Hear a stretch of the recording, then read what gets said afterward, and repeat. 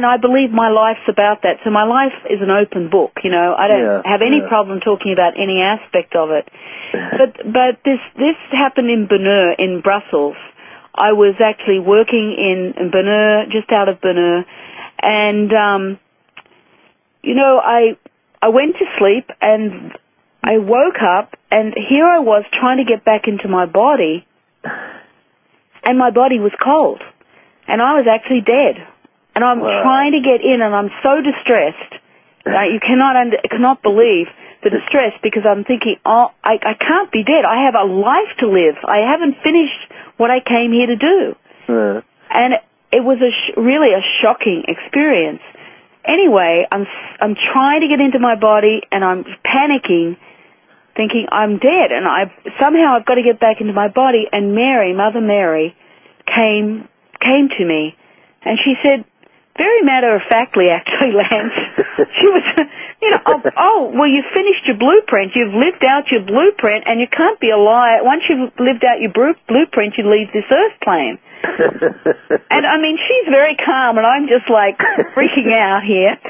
And, Mary. and I said, I can't. I have things to do in this life.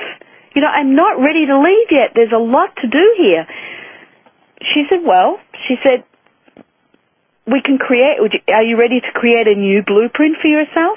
And I said, yes, I am. It was a really powerful moment, because it was like, I absolutely am. And she held me in her arms, and there was this incredible brilliance, and I was recreating, I mean, there was this incredible, brilliant blue light moving through me, and she was just holding me with this pure love. This energy was pouring into me. And then she just said to me, okay, you can enter your body now. The new blueprint has been created. Wow. And I went back into my body, and my body started, my heart started, my body started moving. Wow. And I'm coming back into my body, and of course the alarm went off at that moment, because I had work to do. I was working with, in a seminar, working with a group of people. Oh, my God. And it was, you know, I get up early and do yoga before I start work. It was 4:30 in the morning or something, and it was like I got out of bed staggering all over the room. Wow. And my partner said, what is going on? I was absolutely like in this incredible, intense state of being. And I was in the workroom that day with my students, and Mary appeared in the room, just with her arms out, pouring light into me. It was like this amazing experience of light, of love. It was like I was being fed. I don't know what was happening. It was like I was totally being renewed in my cells.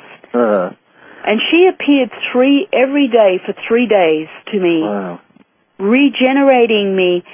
It was, and after that, my whole body changed. I felt very warrior-like a warrior woman or something. I was stronger than I've ever been.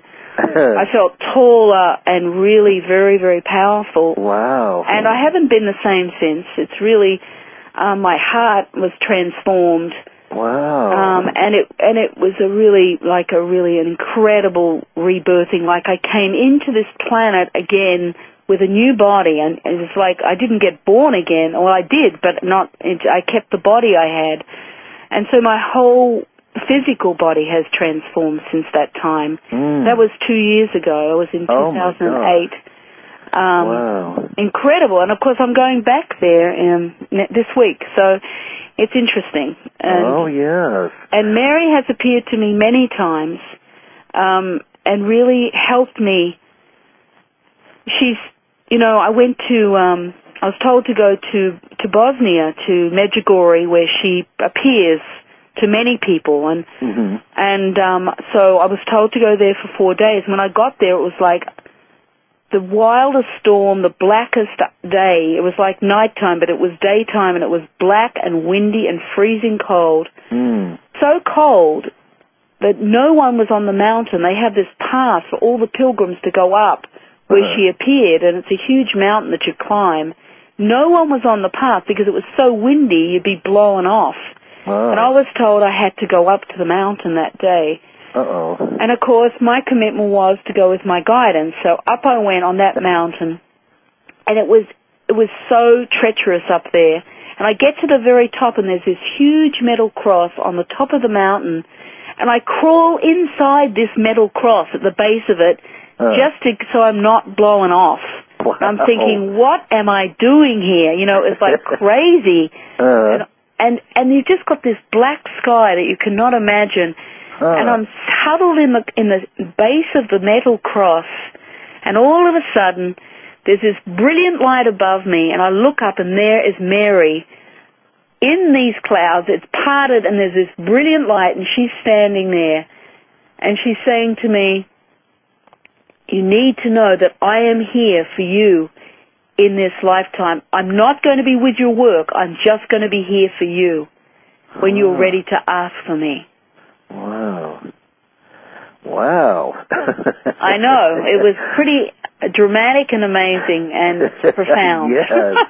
My goodness, you couldn't make up a better story than that one. I know, and That's amazing. It's just absolutely amazing.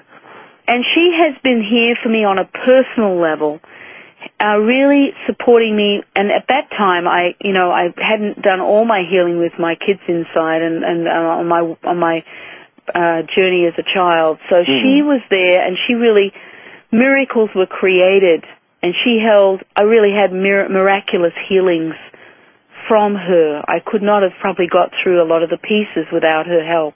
Wow. And she has been with me ever since, really, in the most amazing way.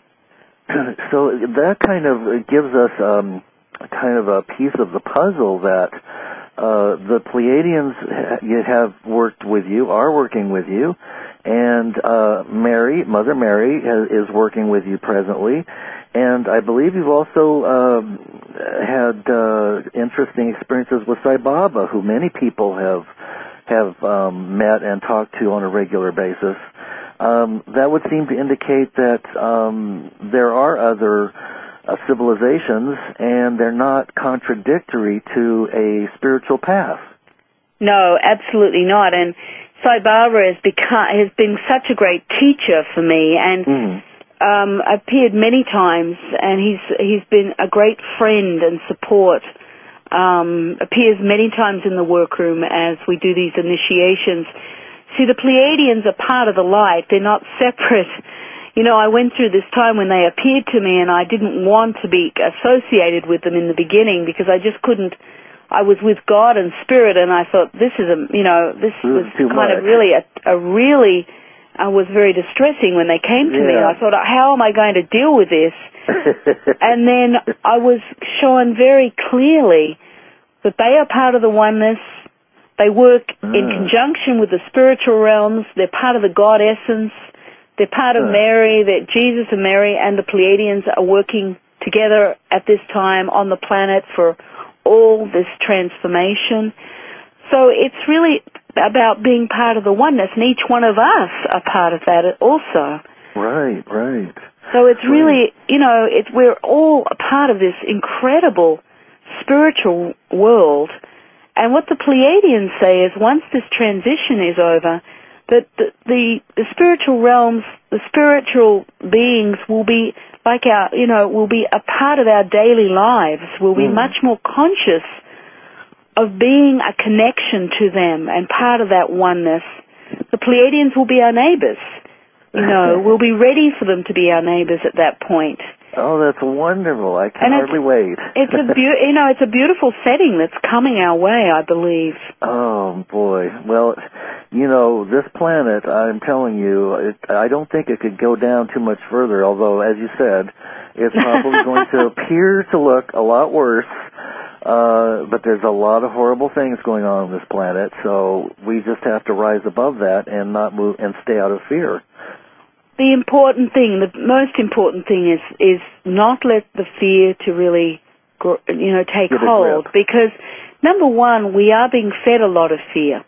And so through the media, we're being fed a lot of fear. And, we need to understand that fear is one of the biggest illusions here on this earth plane, on the third dimensional level. And that really, when you move in to an alignment, say, through your heart and align with an aspect of yourself and that higher self, that self-awakened state that is possible for all of us now. It's being made possible because the mystery is going. You know, it's no longer a mystery. That's what I love about the book, the Pleiadian Initiations of Light, because it allows everybody to move into another place with themselves. Mm-hmm. It's us resurrecting ourselves, and that's what this is all about.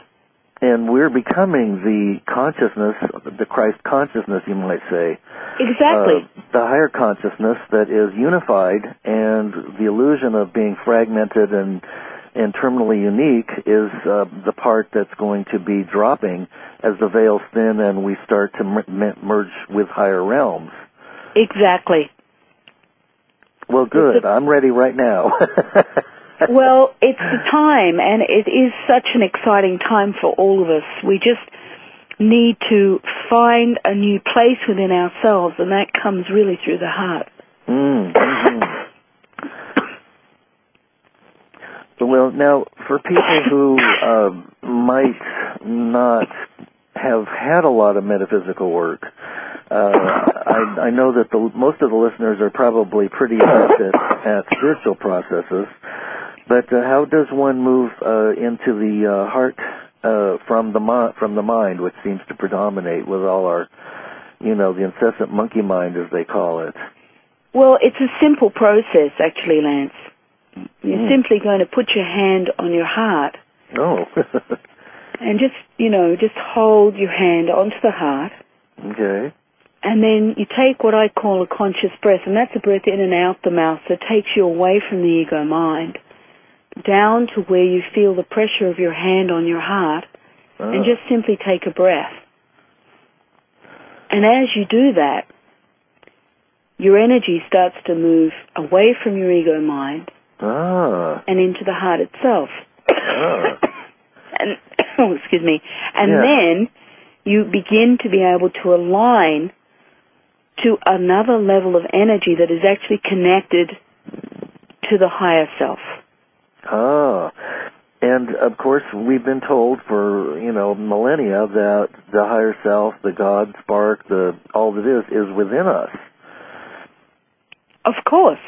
And so it's that through would make, and it's through that heart, it's through that connection to the heart that you not only align with the energy of yourself, you then start to be able to align to your own intuition and guidance that takes you on a path that in your life where you need to go. The answers, all knowledge and understanding comes from that connection. You can't work out problems through the ego mind. It just takes you into a cycle of sabotage because it's connected to the fear and the struggle and the tiredness of life that we've been doing for lifetimes. But as you come into the habit of working through your heart, and it's a habit, we're used to thinking in our heads, but as you bring your consciousness down into your heart, then you begin to align with an intuitive aspect of yourself, and then you can also connect more readily to the spiritual realms and to the angels and the light beings that are around us and here to help us. There is an incredible amount of help for us now, but you can only receive it through the heart itself. So, that is a very simple step, but it's a very powerful step. And, it's about making a decision. It's just changing where your focus is and where you get your answers from. And the more you work through that heart like that, the more quickly the answers come and your life transforms. And so it's about making that step and choosing differently. It's conscious choice and saying yes, because that conscious breath says, yes, I'm willing to let go, because as you move into the heart, it allows you to really leave the fear behind and move into a more peaceful state, which is the fourth dimensional energy. And that's what's birthing here on this earth plane. So as you come into your heart, you're actually aligning with that fourth dimensional energy